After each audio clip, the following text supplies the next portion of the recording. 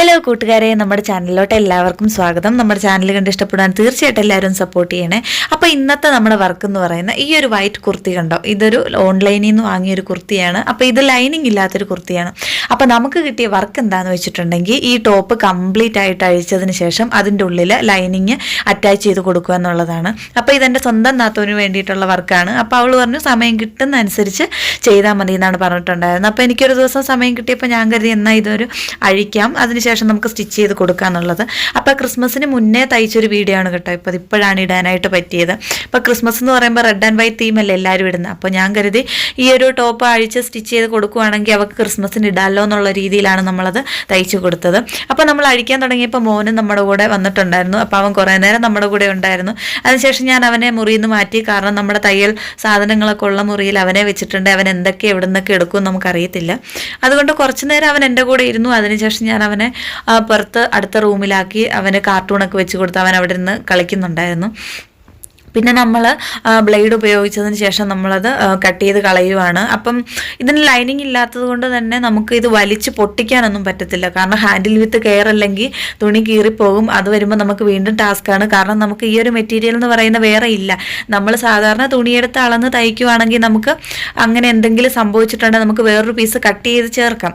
ഈ ഒരു ടോപ്പിൻ്റെ കേസിൽ നമുക്ക് അങ്ങനൊന്നും പറ്റത്തില്ല. കാരണം ഇതിൽ ഉള്ള മെറ്റീരിയൽ എത്രയാണോ ആ മെറ്റീരിയൽ കൊണ്ട് തന്നെയാണ് നമുക്ക് റീസ്റ്റിച്ചും ചെയ്യാൻ പറ്റും.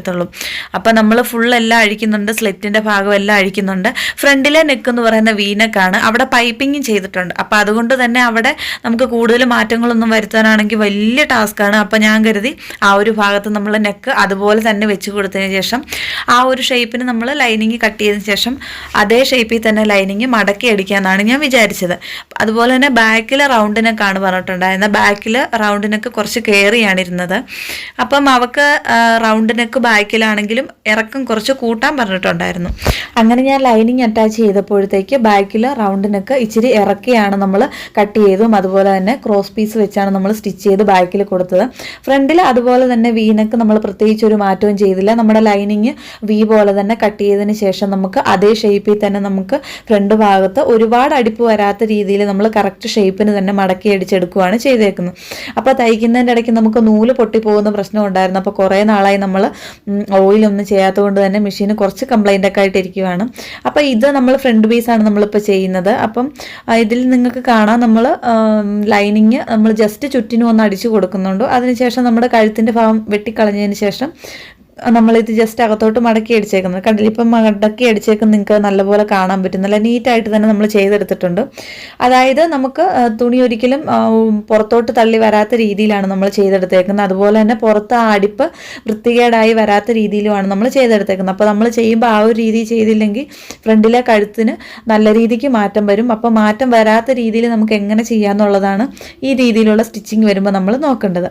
അപ്പം നമ്മൾ ടോപ്പിൻ്റെ ബോഡി പാർട്ടിൽ മാത്രമാണ് നമ്മൾ ലൈനിങ് വെക്കുന്നത്. സ്ലീവ് എന്ന് പറയുന്നത് 3/4 സ്ലീവ് ആയിരുന്നു. അപ്പോൾ അതിന് ഞാൻ ലൈനിങ് വെച്ചില്ല. അതിനും കൂടെ ലൈനിങ് വെക്കുമ്പോൾ എനിക്കൊന്ന് ഒരുപാട് സ്ലീവിന് കട്ടി വരും. ഇല്ലെങ്കിൽ നമുക്ക് വേണമെന്നുള്ളവർക്ക് വെക്കാം. അപ്പോൾ ഞാനിവിടെ സ്ലീവിന് വെച്ച് കൊടുക്കുന്നില്ല.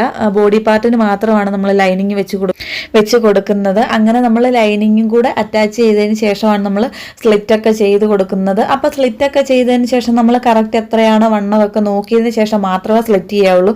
അപ്പോൾ ഈ ഒരു ടോപ്പ് എന്ന് പറയുന്നത് XXL ആയിരുന്നു. അപ്പോൾ അതിനേൽ ഒരു XXL ആക്കണമെന്നാണ് പറഞ്ഞിട്ടുണ്ടായിരുന്നത്. അപ്പോൾ അതിൻ്റെ അനുസരിച്ച് നമ്മൾ സൈസും കുറയ്ക്കുകയും വേണം. അതിൻ്റെ അനുസരിച്ച് വേണം നമ്മൾ തുണി കട്ട് ചെയ്ത് കളഞ്ഞതിന് ശേഷം മാത്രമേ സ്ലിറ്റ് ചെയ്യാവുള്ളൂ. ഇല്ലെങ്കിൽ നമ്മൾ സ്ലിറ്റ് ചെയ്തതിന് ശേഷം വണ്ണം കുറയ്ക്കാൻ നിന്നിട്ടുണ്ടെങ്കിൽ അത് വൃത്തികേടായിട്ട് നിൽക്കും. കാരണം നമുക്ക് സ്ലിറ്റിൻ്റെ ഭാഗം പെർഫെക്റ്റ് ആയിട്ട് ഇടുമ്പോൾ തോന്നത്തില്ല. അതുകൊണ്ട് നമുക്ക് ആവശ്യം എത്രയാണോ ആ ഒരു അളവിൽ കട്ട് ചെയ്തതിന് ശേഷം വേണം നമ്മൾ സ്ലിറ്റൊക്കെ ചെയ്തെടുക്കാനായിട്ട്. അപ്പം ഞാൻ ആ ഒരു രീതിയിൽ ആവശ്യം ഇല്ലാത്ത തുണിയെല്ലാം കട്ട് ചെയ്ത് കളഞ്ഞതിന് ശേഷമാണ് നമ്മൾ സ്ലിറ്റെല്ലാം ചെയ്തെടുത്തു. അടിഭാഗമൊക്കെ മടക്കി അടിച്ചെടുത്തിട്ടുണ്ട്.